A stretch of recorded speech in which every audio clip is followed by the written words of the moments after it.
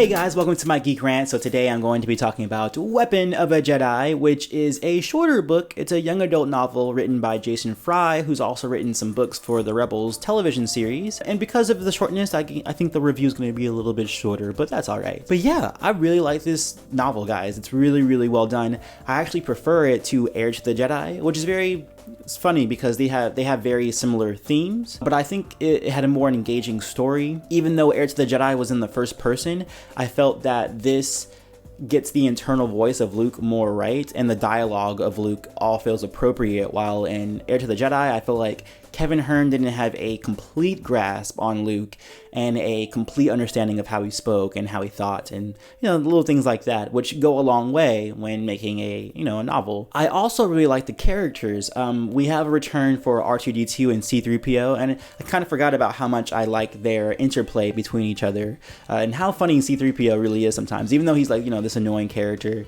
he still has some legitimately funny comedic moments within the story, in the original trilogy and in this novel as well. I also really like the side characters. They have very distinct voices and very appropriate voices. For instance, there's a young girl named Farnay who refers to the Clone Wars as the Droid War, and she refers to Jedi as sorcerers. So that makes sense. Like her and everybody else on the planet don't really know what's going on there on this backwater world called Deveron, and it makes sense for them not to know what the exact terminology for these things are. And there's a lot of little things like that within the novel. The way people speak, it felt appropriate and it felt right, and it made the world feel more real. So this story is about the journey of Luke, just learning the Force and getting better at it, even though he's a self-taught Jedi, or trying to be a Jedi. So he feels this presence in the Force on this particular planet. While he's doing a mission for the Rebels, he feels this pull from the Force that tells him, like, hey, we need to go to this place, and there's this thing there that he finds that's going to be very, very vital to his training. I really like that there was a very, very huge struggle for Luke to use the Force.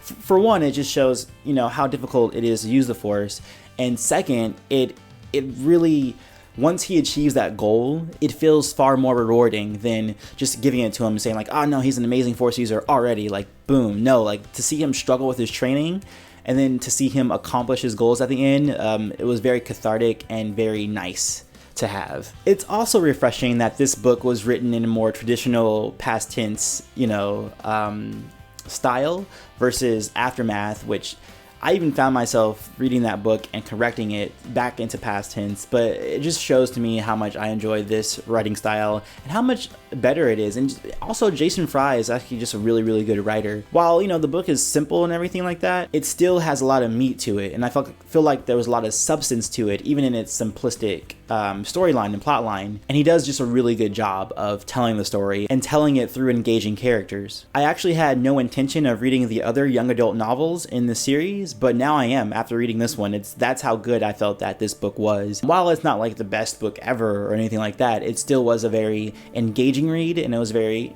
fun read. Now getting into some minor spoilers. So this book takes place essentially during The Force Awakens. That's right, it takes place during The Force Awakens. The beginning and end of it is C-3PO talking to a Resistance fighter pilot, and the pilot wants to know more stories about Luke besides him blowing up the Death Star and defeating the Emperor and all that kind of stuff. She's like, let me hear something that you haven't told over and over. And so C-3PO talks about how he had his first lightsaber fight on this planet, how he trained on the Jedi Temple and all that stuff. But what was really interesting to me is that at the end of the novel, 3PO says that Luke actually returned to Deveron, and I'm wondering if Luke was actually going to go there to rehabilitate the Jedi Temple that he found there, because in the novel throughout, Luke he expresses that he has intention to rebuild the Order, become a Jedi and rebuild the Order, and replenish the world or the universe with Jedi and things like that, bring them back to their heyday. And I'm wondering if we'll get another novel, and then also kind of in terms of The Force Awakens, it might give us a hint into what's happening there. And I was a bit miffed that we weren't getting anything from the trailers indicating that Luke was a Jedi Master and that the Order was being built. But after seeing the leaked photo of Luke with his Jedi robes and just hearing about this makes me feel a little bit better about the chances of seeing maybe at least an attempt for the Jedi Order to come back. But that's it in terms of spoilers. I don't think I have much more to say. In terms of a rating, I would give this book a 4 out of 5 stars. I would say it's audiobook worthy, even though there is not an audiobook out there for it.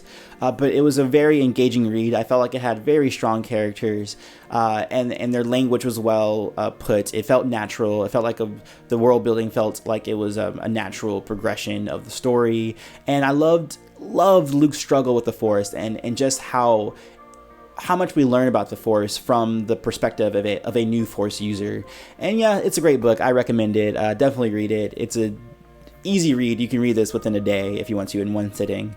But that's it, guys. I'll check you guys later. Peace, love, and may the Force be with you. Always.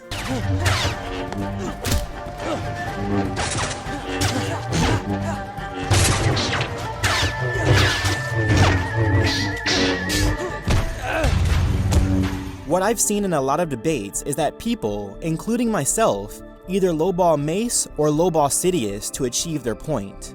Between the PS2 and the PS3, and it was like a big breakthrough because there was like destructible stuff that you can do and stuff like that. Just kind of cool like that. Like that tree totally just got sliced.